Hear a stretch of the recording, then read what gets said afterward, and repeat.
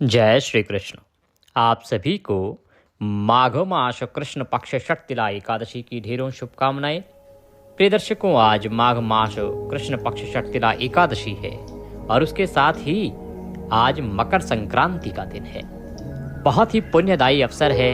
आज आपको अवश्य ही सुनना चाहिए श्रीमद् भागवत गीता का 7वां अध्याय। आज जितना पुण्य फल इसका प्राप्त होगा पहले कभी नहीं हुआ होगा। एक तो मकर संक्रांति का दिन जो करोड़ गुना पुण्य देने वाला है, और आज किया जाने वाला यह गीता के 7वें अध्याय का पुण्य सदा सदा के लिए अक्षय हो जाएगा। तो आज हम सुनेंगे गीता का 7वां अध्याय। विधि बताएंगे कैसे आपको ये सुनना है, कैसे इसका जल तर्पण करके इसका पुण्य अपने पितरों को अर्पित करना है, यह बताएंगे और आपको संपूर्ण विधि वीडियो के साथ करवाएं। प्रिय दर्शकों, गीता का यह 7वां अध्याय और आज का दिन दोनों बड़े महत्वपूर्ण हैं, क्योंकि शास्त्र कहते हैं कि अगर मकर संक्रांति जैसे अवसर पर आपने अपने पितरों का तर्पण नहीं किया, जल तर्पण नहीं किया, तो फिर आपने क्या किया। ये एक आवश्यक कर्म है और षटतिला एकादशी पर भी पितरों का तिल युक्त जल से तर्पण अत्यंत आवश्यक कहा गया है, और इसीलिए आपको ये गीता का अध्याय सुन के जल तर्पण करना चाहिए। गीता का यह 7वां अध्याय परम कल्याणकारी है। शास्त्र कहते हैं कि जब आप इसका श्रवण करके पुण्य अपने पितरों को विधि विधान से अर्पित करते हैं तो इससे आपके पितृ तृप्त होते हैं। वो चाहे कहीं घोर नरक में भी क्यों ना हो, वहां भी उनकी मुक्ति हो जाती है। इसीलिए गीता का यह 7वां अध्याय यूं तो प्रत्येक एकादशी और संक्रांति अमावस्या आदि तिथियों पर महत्वपूर्ण होता है, परंतु मकर संक्रांति पर इसे अवश्य सुना जाना चाहिए और प्रत्येक व्यक्ति को यह तर्पण करना चाहिए। तो आइए जानकारी आरंभ करें। पहले आपको विधि बताएंगे कि किस विधि से आपने यह पाठ सुनना है। इसके लिए क्या सामग्री आपको लेनी है जल सहित लोटे में, और उसके बाद आपको पाठ श्रवण कराएंगे और पाठ के बाद आपको संकल्प करते हुए तर्पण करवाएंगे। जानकारी आरंभ करते हैं। आपसे निवेदन है कि यह श्रीमद् भागवत गीता के पवित्र 7वें अध्याय का वीडियो है, तो कृपया इसे एक बार लाइक अवश्य कर दीजिएगा। जितना हो सके इसे शेयर कीजिए, जिससे कि अधिक से अधिक लोग इसका लाभ ले पाएं और अपने पुण्यों को बढ़ाकर अपने पितरों को तृप्त कर पाएं। अपने पितरों की प्रसन्नता के लिए भगवान कृष्ण उन्हें गोलोक में वास दें। भगवान कृष्ण की प्रसन्नता के लिए कमेंट बॉक्स में अवश्य लिखिए जय श्री कृष्ण, जय पितृदेव। आप देख रहे हैं देवभूमि ज्योतिष संस्थान का प्रतिष्ठित YouTube चैनल देवभूमि धार्मिक। हम यहाँ पर सभी व्रत और त्योहारों की सही शास्त्रीय जानकारी प्रदान करते हैं। ज्योतिष शास्त्र और पंचांग के आधार पर आपको बताते हैं कौन सी तिथि कब है, व्रत आदि कब करना है, क्या विधि है, क्या नियम है और क्या गलती नहीं करनी है। यदि आप सभी व्रत और त्योहारों की सही शास्त्रीय जानकारी पाते रहना चाहते हैं तो कृपया चैनल को सब्सक्राइब कीजिए और बेल आइकन को प्रेस कीजिए। आइए प्रिय दर्शकों, अब हम जानकारी की ओर आगे बढ़ते हैं। आपको प्रातः काल स्नान आदि से निवृत्त होकर स्वच्छ वस्त्र धारण करने हैं। स्वच्छ वस्त्र धारण करके बाकी जो भी आपके इस दिन के पूजा पाठ हैं उनको आप कर सकते हैं। संक्रांति के दान हैं या जो महात्म्य आप प्रतिदिन का सुनते हैं वह भी कर सकते हैं पहले, और तर्पण उसके बाद भी कर सकते हैं।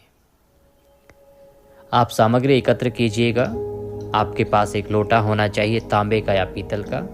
उसमें पहले थोड़ा सा गंगा जल भरिएगा, फिर शुद्ध जल भरिएगा।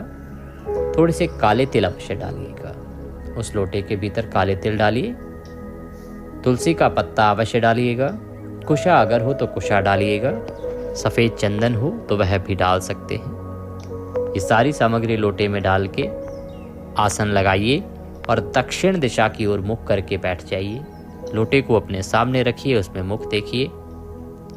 भगवान कृष्ण का ध्यान करेंगे और फिर हम गीता का 7वां अध्याय आरंभ करेंगे। गीता का 7वां अध्याय जब आप सुनेंगे उसका पुण्य आप अपने पितरों को अर्पित करेंगे, उससे आपके पितृ तृप्त होते हैं।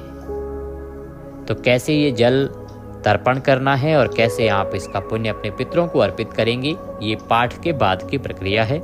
इसीलिए पहले अब हम पाठ श्रवण करते हैं, गीता का 7वां अध्याय शुरू करते हैं, फिर बताएंगे कि कैसे तर्पण करना है और कैसे इसका संकल्प करके पुण्य अपने पितरों को अर्पित करना है। आइए आरंभ करते हैं।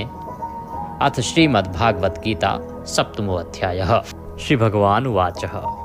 श्री भगवान बोले, हे पार्थ, अनन्य प्रेम से मुझ में आसक्त चित्त तथा अनन्य भाव से मेरे परायण होकर योग में लगा हुआ तू जिस प्रकार से संपूर्ण विभूति, बल, ऐश्वर्य आदि गुणों से युक्त सबके आत्मरूप मुझको संशय रहित जानेगा, उसको सुन।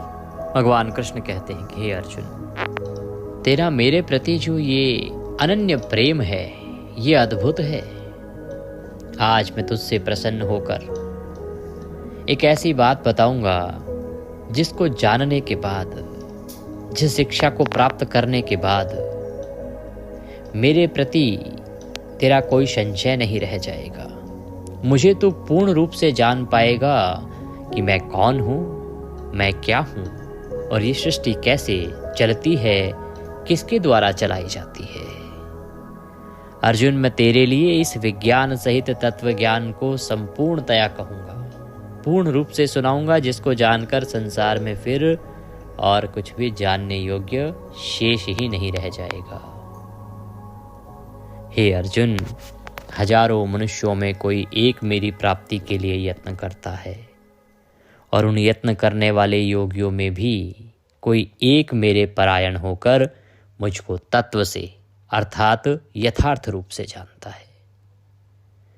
कि अर्जुन, मुझे प्राप्त करने के लिए ये जो इतने हजारों लोग होते हैं, इनमें से कोई एक विरला होता है जो प्रयत्न करता है, और उन प्रयत्न करने वाले हजारों लोगों में भी कोई एक विरला होता है जिसे मैं प्राप्त होता हूँ, जो मुझे तत्व रूप से जान पाता है, यथार्थ रूप से जान पाता है। हे अर्जुन, पृथ्वी, जल, अग्नि, वायु, आकाश, मन, बुद्धि और अहंकार भी इस प्रकार से यह 8 प्रकार से विभाजित मेरी प्रकृति है। यह 8 प्रकार के भेदों वाली तो अपरा अर्थात मेरी जड़ प्रकृति है। और हे महाबाहो, इससे दूसरी को, जिससे यह संपूर्ण जगत धारण किया जाता है, मेरी जीव रूपा परा अर्थात चेतन प्रकृति जान। कि हे अर्जुन, जो ये प्रकृति है ना, ये 2 प्रकार की है, एक चेतन और एक जड़। पृथ्वी, जल, अग्नि, आकाश, वायु, ये जो 8 तत्व हैं, ये मेरी जड़ प्रकृति का निर्माण करते हैं, और दूसरी चेतन प्रकृति है, जीव रूपा प्रकृति है। हे अर्जुन, तू ऐसा समझ कि संपूर्ण भूत इन दोनों प्रकृतियों से ही उत्पन्न होने वाले हैं, और मैं संपूर्ण जगत का प्रभव तथा प्रलय हूँ, अर्थात संपूर्ण जगत का मूल कारण हूँ। हे अर्जुन, ये जो जगत है ना, ये जो संसार है, ये इन 2 प्रकृतियों से ही उत्पन्न होता है, और मैं ही इस प्रकृति के होने का कारण हूँ। यदि मैं नहीं हूँ तो ये प्रकृति ही न होगी। हे धनंजय, मुझसे भिन्न दूसरा कोई भी परम कारण नहीं है। यह संपूर्ण जगत सूत्र में सूत्र के मणियों के सदृश मुझ में गुथा हुआ है। कि हे धनंजय, ये जो संपूर्ण संसार है ना, ये जैसे मणियाँ एक दूसरे से गुथी रहती हैं, उसी प्रकार से मेरे भीतर समाहित है। ये संसार मुझसे भिन्न नहीं है, ये मेरे भीतर समाहित है। हे अर्जुन, मैं जल में रस हूँ, चंद्रमा और सूर्य में प्रकाश हूँ, और संपूर्ण वेदों में ओंकार हूँ।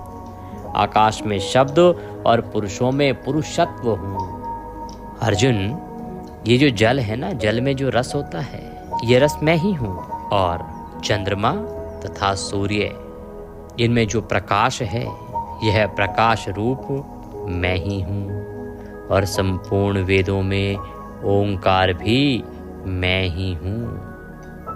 हे अर्जुन, आकाश में जो शब्द हैं वो, और पुरुषों में जो पुरुषत्व है वो भी मैं ही हूँ। इस पृथ्वी में पवित्र गंध और अग्नि में तेज हूँ। कि जो पृथ्वी है ना, इस पृथ्वी में जो पवित्र गंध आती है, वह गंध रूपा मैं ही हूँ, मेरे कारण ही वो गंध है। और अग्नि में जो तेज है, जो जलाता है, वह तेज भी मैं ही हूँ, और संपूर्ण भूतों में उनका जीवन भी मैं ही हूँ। और तपस्वियों में जो तप है, वह तप रूप भी मैं ही हूँ। हे अर्जुन, संपूर्ण भूतों का सनातन बीज, बीजम माम सर्वभूतानां विद्धि पार्थ सनातनम। संपूर्ण भूतों का सनातन बीज मुझको ही जान।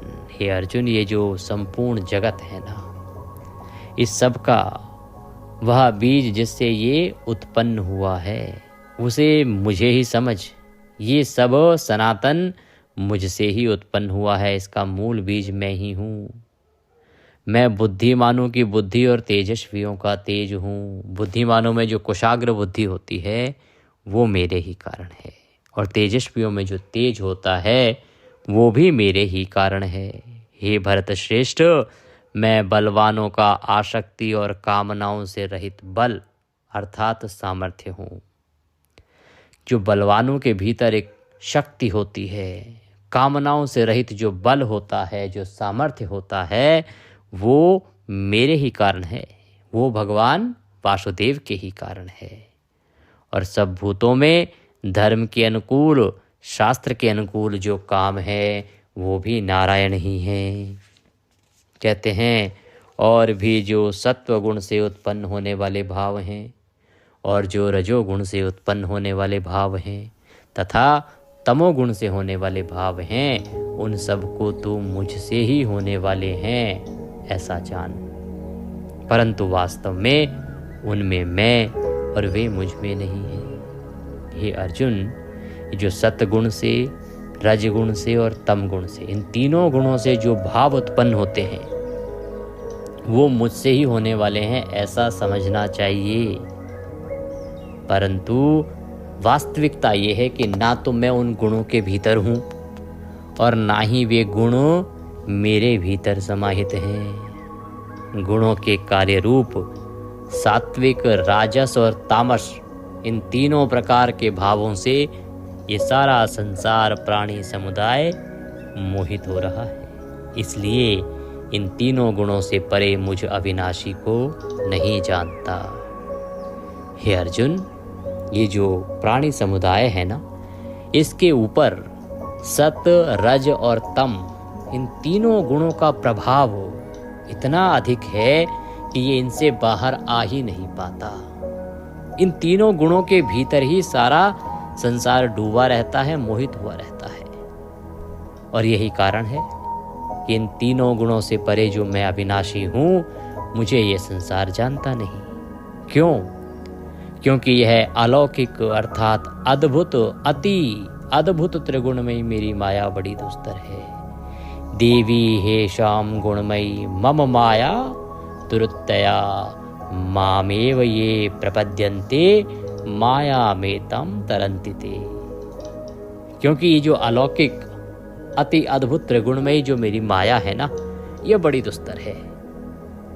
परंतु जो पुरुष केवल मुझको ही निरंतर भजते हैं, कहते हैं मेरी जो तीन गुणों वाली माया है, कौन से तीन गुण? सत, रज और तम। इन तीन गुणों वाली जो मेरी माया है, इसका पर्दा सभी प्राणियों के बुद्धि पर पड़ा रहता है। इस कारण से वो बाकी कुछ देख ही नहीं पाते। उनके मन पर, विचार पर, मस्तिष्क पर इस माया का पर्दा पड़ा रहता है। कहते परंतु ये जो पुरुष होते हैं ना, जो केवल मुझे ही निरंतर भजते हैं, वे इस माया का उल्लंघन कर जाते हैं, अर्थात इस संसार से तर जाते हैं। जो इस माया के मकड़ जाल में फंसे रहते हैं, वो फंसे रहते हैं। क्योंकि ये जो तीन गुणों वाली मेरी माया है, ये बड़ी दुस्तर है, बड़ी कठोर है। ये किसी को निकलने का अवसर नहीं देती। पर जो पुरुष, जो जीव नारायण को भज लेता है, वह इस माया का उल्लंघन कर जाता है और निश्चित ही वह भगवान के परम धाम को प्राप्त कर लेता है।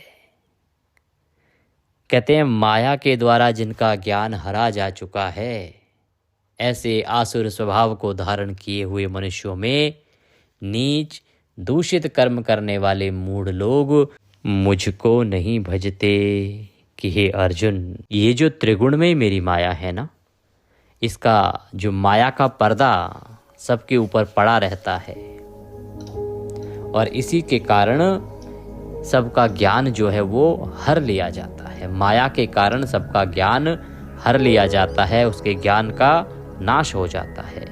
और जब ज्ञान का नाश हो जाता है तो वह मनुष्य आसुरों के जैसा स्वभाव दिखाने लगता है, अर्थात उसका जो बर्ताव है वो असुरों के जैसा, राक्षसों के जैसा हो जाता है। और उसका स्वभाव जो है आसुर हो जाने के कारण वो नीच कर्म करता है, दूषित कर्म करता है। और हे अर्जुन, जब वो नीच और दूषित कर्म करता है तो ऐसे जो मूर्ख लोग हैं वो मुझको नहीं बचते, क्योंकि उनकी बुद्धि माया के द्वारा पहले ही हर ली गई है। उनकी बुद्धि पर माया का पर्दा पड़ा है, इसी कारण से उनका स्वभाव असुरों जैसा हुआ और इसीलिए वो नीच कर्म करते हैं। और ऐसे लोग कभी नारायण को नहीं भजते। भगवान कहते हैं, हे भरतवंशियों में श्रेष्ठ अर्जुन, उत्तम कर्म करने वाले अर्थार्थी, आर्त, जिज्ञासु और ज्ञानी, ऐसे 4 प्रकार के भक्तजन मुझको भजते हैं। हे अर्जुन, मेरे जो भक्त हैं वो 4 प्रकार के हैं। भगवान यहाँ पर अपने भक्तों की विशेषता बता रहे हैं, उनके गुण बता रहे हैं। कहते हैं कि 4 प्रकार के मेरे भक्त होते हैं, अर्थार्थी, आर्त, जिज्ञासु और ज्ञानी। ऐसे 4 प्रकार के जो भक्तजन हैं वो ही मुझे भजते हैं। और उनमें भी नित्य मुझ में एक ही भाव से स्थित अनन्य प्रेम भक्ति वाला ज्ञानी भक्त अति उत्तम है। क्यों? क्योंकि मुझको तत्व से जानने वाले ज्ञानी को मैं अत्यंत प्रिय हूँ और वह ज्ञानी मुझे अत्यंत प्रिय है। भगवान नारायण कहते हैं, भगवान वासुदेव कहते हैं कि अर्जुन, ये जो 4 प्रकार के भक्त हैं ना, उनमें भी जो ज्ञानी भक्त है वो मुझे सबसे अधिक प्रिय है, क्योंकि वो मुझे तत्व से जानता है। और वो मुझे अत्यंत प्रिय है क्योंकि वह मेरे भीतर वास करता है। और उस ज्ञानी को मैं भी अत्यंत प्रिय हूँ। हे अर्जुन, उदारः सर्व एवैते ज्ञानी त्वात्मैव मे मतम। ये सभी उदार हैं, परंतु ज्ञानी तो साक्षात मेरा स्वरूप ही है। कि मेरे जो भक्त हैं ये 4 प्रकार के, ये सब उदार हैं, पर इनमें जो ज्ञानी भक्त है ना, वो साक्षात मेरा स्वरूप ही समझो, ऐसा मेरा मत है। क्योंकि वह मदगत मन बुद्धि वाला ज्ञानी भक्त अति उत्तम गति स्वरूप मुझ में ही अच्छी प्रकार से स्थित है। बहुत जन्मों के अंत के जन्म में तत्व ज्ञान को प्राप्त पुरुष सब कुछ वासुदेव ही हैं, इस प्रकार मुझको भजता है वह महात्मा अत्यंत दुर्लभ है। कहते हैं कि हे अर्जुन, ये जो जीवात्मा होती है इसके अनेकों जन्म होते हैं, इसके हजारों करोड़ों जन्म होते हैं, परंतु ऐसी जीवात्मा मिलना जो अपने अंत के जन्म में आते आते भी ये जान पाए कि इस सृष्टि के रचयिता, पालन करता, संहार करता, इस सृष्टि के मूल कारण वासुदेव ही हैं, ऐसा समझ पाए, ऐसी आत्मा मिलना बड़ा दुर्लभ है। कहते हैं कि ये जो जीव है ना, ये हजारों करोड़ जन्म लेने के बाद भी जान ही नहीं पाते कि मैं ही इस सृष्टि का कर्ता धर्ता हूँ। कहते हैं उन भोगों की कामना द्वारा जिनका ज्ञान हरा जा चुका है, वे लोग अपने स्वभाव से प्रेरित होकर उस नियम को धारण करके अन्य देवताओं को भजते हैं। भगवान कृष्ण कहते हैं कि अर्जुन, ये जो मनुष्य है ना, इसका मन भोगों में लगा रहता है, ये सदा कामनाओं की पूर्ति में लगा रहता है। इनका जो ज्ञान है वो भोगों ने और कामनाओं ने हर लिया है। अर्थात मनुष्य क्या है, सदा कामना की पूर्ति के पीछे भागता है। मनुष्य की इच्छाएं हैं, ये प्राप्त कर लूँ, वो प्राप्त कर लूँ, ये मुझे मिल जाए, वो मुझे मिल जाए, मैं ऐसा हो जाऊँ, मैं वैसा हो जाऊँ। ये जो कामनाएं हैं मनुष्य की, इनके कारण मनुष्य का जो मुख्य ज्ञान है वो काम ही नहीं करता। मनुष्य बस घूमता रहता है अपनी कामनाओं और भोगों की पूर्ति के लिए। और जब वह कामनाओं की पूर्ति के पीछे भागता है तो उसको लगता है कि कभी ये मेरी कामना यहाँ से पूरी होगी, तो वो इस देवता को भजता है। जब उसको लगता है नहीं नहीं इस देवता से मेरी ये इच्छा पूरी नहीं हो सकती, उस देवता से ये पूरी होगी, तो वो उस देवता को भजता है। और कुछ बाकी इंसान बोलते हैं अरे अच्छा ये चाहते हो तो इस देवता को भजो, वो चाहते हो तो उस देवता के पास जाओ। तो मनुष्य जो है वो कामनाओं में लगा रहने के कारण अनेकों देवताओं को पूजता रहता है। कहते हैं जो जो सकाम भक्त जिस जिस देवता के स्वरूप को श्रद्धा से पूजना चाहता है, उस भक्त की श्रद्धा को मैं उसी देवता के प्रति स्थिर कर देता हूँ। कि हे अर्जुन, ये जो मनुष्य है ना, ये सदा सकाम भक्ति में लगा रहता है। प्रियदर्शकों, भक्ति जो है वो दो प्रकार की कही गई है, एक सकाम भक्ति और एक निष्काम भक्ति। यहाँ भगवान कह रहे हैं कि ये जो मनुष्य है ये सकाम भक्ति में लगा है। सकाम भक्ति का अभिप्राय है कि अपनी कामनाओं की पूर्ति के लिए भक्ति करना, किसी कामना की पूर्ति के लिए। अब मनुष्य क्या करता है, भगवान मेरी नौकरी लगवा दो, इतने का प्रसाद चढ़ाऊंगा, यहाँ परिक्रमा करूंगा, इतनी बार दर्शन को आऊंगा। दर्शन को जा रहा है वो, प्रसाद चढ़ा रहा है वो, मंत्र जाप कर रहा है वो, लेकिन किस लिए कर रहा है, कामना की पूर्ति के लिए, जैसे कि उसकी नौकरी लग जाए। इसे कहते हैं सकाम भक्ति। भगवान मेरे बेटे की शादी करवा दो, मैं आपको सोने का छत्तर चढ़ाऊंगी, कहते हैं हमारी बहुत सी माताएं। ये क्या है, भगवान को सोना किस लिए दे रहे हैं, ताकि बेटे की शादी हो जाए।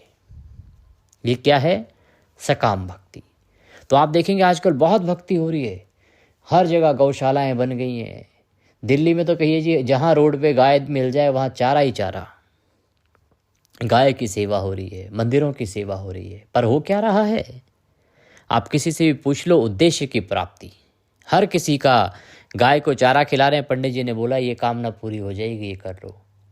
इस भक्ति का कोई लाभ नहीं है, ये जो कर रहे हैं इससे अच्छा ना करो। ये मैं नहीं, नारायण कह रहे हैं। भगवान श्री कृष्ण का गीता में यही उपदेश है, इस अध्याय का यही सार है। भगवान कृष्ण कहते हैं कि मनुष्य जो है वो सकाम भक्ति में लगा हुआ है, तो कामनाओं की पूर्ति के लिए वो क्या करता है, उसे लगता है कि मेरी इस इच्छा की पूर्ति ये देवता करेगा, तो उस देवता की पूजा करता है। फिर उसे लगता है इस इच्छा की पूर्ति ये देवता करेगा, तो उसको पूजा करता है। भगवान कहते हैं मैं क्या करता हूँ कि उस देवता के प्रति उसकी जो श्रद्धा है ना, उसको और बढ़ा देता हूँ। कैसे बढ़ा देता हूँ कि मनुष्य ने अमुक देवता को पूजा और उस देवता से इच्छा पूरी करने के लिए कहा कि वो उससे ये इच्छा पूरी कराना चाहते हैं। तो भगवान क्या करते हैं, भगवान कहते हैं कि मैं उसकी उस कामना को पूरा मैं ही करता हूँ। उसको जो फल मिलना है वो मेरे ही द्वारा निर्धारित किया गया होता है, परंतु मैं उस फल को उस देवता के माध्यम से प्रदान करता हूँ। अर्थात आपकी कामना पूर्ति तो भगवान वासुदेव ही कर रहे हैं, पर करवा किससे रहे हैं, देवता के माध्यम से। तो जिस देवता को आप पूज रहे थे, अब आपकी मनोकामना पूरी हो गई, अब आपकी भक्ति उसमें और बढ़ जाएगी। आपको लगेगा यही देवता मेरी इच्छा पूरी कर रहा है। तो भगवान कहते हैं कि मैं उस सकाम भक्त की जो भक्ति है उसको उसी देवता में और अधिक स्थिर कर देता हूँ।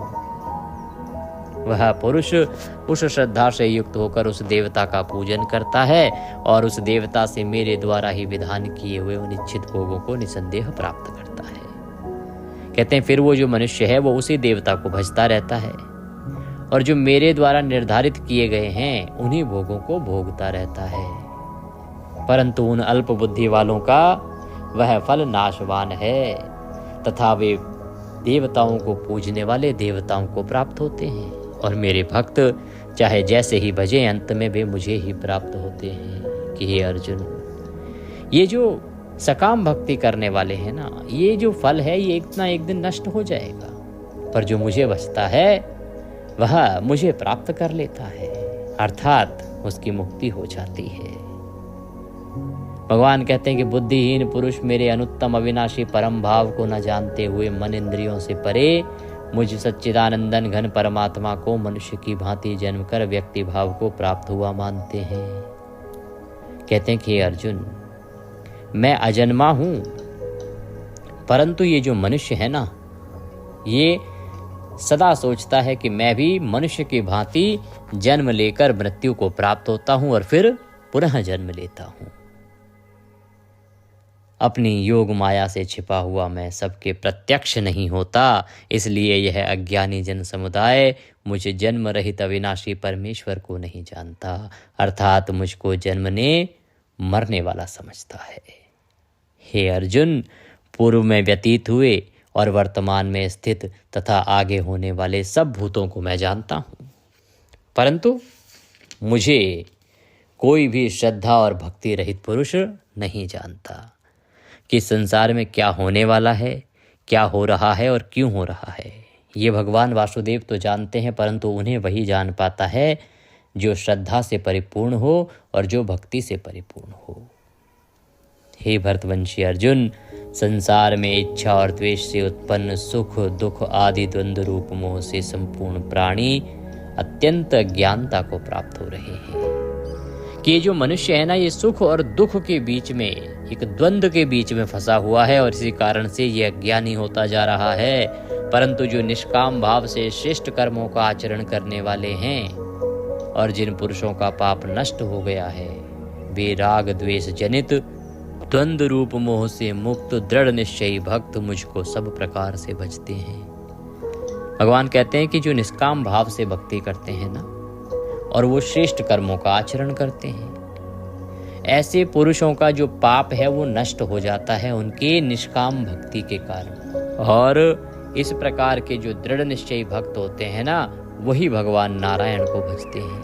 कहते हैं जो मेरे शरण होकर जरा और मरण से छूटने के लिए यत्न करते हैं, वे पुरुष उस ब्रह्म को, संपूर्ण अध्यात्म को, संपूर्ण कर्म को जानते हैं कि हे अर्जुन, जो मेरी शरण में आ जाता है और मेरी शरण में आके जो जन्म मरण के बंधन से छूटना चाहता है, वह ब्रह्म को प्राप्त कर लेता है। और जो पुरुष अधिभूत अधिदैव के सहित तथा अधियज्ञ के सहित मुझे अंत काल में भी भज लेता है या अंत काल में भी जानता है, वह युक्ति चित्त वाला पुरुष मुझे जानता है, अर्थात भगवान को प्राप्त हो जाता है। कि अर्थात यदि अंत समय में भी कोई मनुष्य ये जान पाए, कोई जीव ये जान पाए कि सब कुछ वासुदेव ही हैं, तो उसकी भी मुक्ति हो जाती है। तो भगवान इस अध्याय के माध्यम से कह रहे हैं कि सकाम भक्ति को छोड़ो, निष्काम भक्ति की ओर बढ़ो। जब तक आप निष्काम भक्ति नहीं करोगे, तब तक मुक्ति प्राप्त नहीं होगी। ओम तत्सदिति श्रीमद्भागवत गीता उपनिषत्सु श्री ब्रह्म विद्यायाम योग शास्त्रे श्री कृष्ण अर्जुन संवादे ज्ञान विज्ञान योगो नाम सप्तमो अध्यायः संपूर्णः। बोले कृष्ण भगवान की जय। अब लोटे को अपने दोनों हाथों में उठा लीजिए। भगवान नारायण से निवेदन कीजिए कि प्रभु, मैंने ये जो गीता का 7वां अध्याय सुना है, इसका संपूर्ण फल मैं अपने अमुक पितरों को अर्पित करता हूँ या अपने सभी पितरों को अर्पित करता हूँ। ये उन्हें प्राप्त हो और इस पुण्य के प्रभाव से वो तृप्त हों, जहाँ भी हों उनकी मुक्ति हो। इसके बाद आप इस जल का तर्पण कीजिएगा। एक बड़ा पात्र लीजिए जिसमें आप जल तर्पण करेंगे। लोटे को उल्टे हाथ में पकड़िए। सीधे हाथ में जो अंगूठे और उंगली के बीच का क्षेत्र है ना, इसे पितृ तीर्थ कहते हैं। यहाँ से जल अर्पित करना है आपको और दूसरे पात्र में छोड़ना है। मंत्र बोलेंगे, ओम ह्रीं श्रीं क्लीं स्वधा देवे स्वाहा, ओम ह्रीं श्रीं क्लीं स्वधा देवे स्वाहा। इस प्रकार से इस मंत्र को बोलते हुए जल तर्पण कीजिएगा। तर्पण करके अपने पितरों से निवेदन कीजिए कि हे मेरे पितरों, मैंने ये गीता के 7वें अध्याय का पुण्य आपको अर्पित किया है। यह जल आपको तृप्त करने के लिए अर्पित किया है। इसे स्वीकार करें और दया का आशीर्वाद प्रदान करें। अपने जीवन में यदि कोई परेशानियां चल रही हैं तो आप उनका भी निवेदन कीजिए अपने पितरों से कि हे मेरे पितरों, मेरे जीवन में परेशानियां हैं, इनसे मुझे मुक्ति दिलाइए। ये जो जल है इसको पीपल पर चढ़ा दीजिएगा। पीपल पर इस जल को चढ़ाने के लिए उत्तम समय जो है वो 11:30 से 12:15 का होता है। बाकी तो आप सूर्योदय से और अस्त से पहले पहले कभी भी अर्पित कर सकते हैं। और ये तर्पण भी सूर्योदय से और सायंकाल तक कभी भी किया जा सकता है, पर सूर्यास्त के बाद ना कीजिएगा।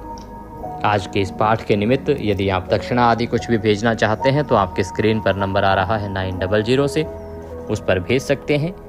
साथ में QR कोड भी दिया है, उसको स्कैन करके भी सीधा हमारे बैंक खाते में भेज सकते हैं। आज मकर संक्रांति का दिन है, तो आज आपको अवश्य ही यह तर्पण भी करना चाहिए, पाठ भी सुनना चाहिए। इसको जितना हो सके लोगों के पास भेजिए जिससे कि सभी लोग लाभ ले सकें। हरे कृष्ण।